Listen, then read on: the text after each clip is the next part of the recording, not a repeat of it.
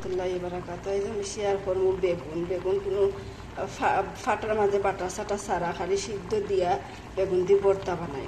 বেগুন ভর্তার লগে পাতলা করে আলুর ডাইল রাঁধিম।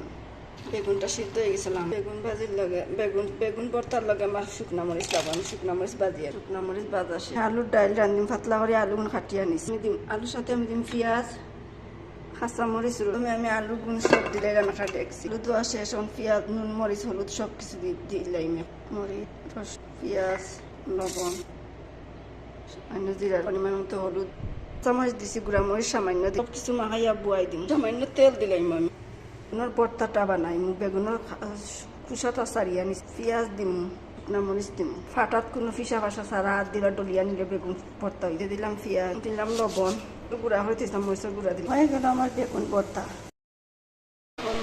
আলুর ডাল আলু সুন্দর করে পাতলা পাতলা করে চাকিচি করে ফাটিয়ে নুন হলুদ মরিচ সবটা একসাথে দিয়ে আমি বুয়াই দিলাম। আমি জাল দিয়ে দিয়া বাদে সিদ্ধ হওয়ার পরে আলুটা বালা করে বাঙ্গিয়া নিলাম, বাঙ্গিয়া বাদে আমি জল দিই পরিমাণ মতো আমার সাথে পাবো।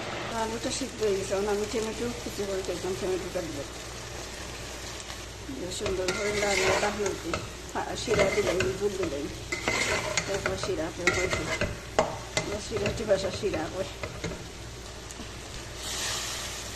টমেটোটা পরে দিলে আলুটা সিদ্ধ হয় না, আর টমেটো দিলে আলুটা সিদ্ধ হয় না, শক্ত থাকে। ডাকনা দিলে গরিবের আলুর ডাইল হয়ে গেছে, আর আলুর ডাইলের লাগে বেগুন ভর্তা আছে।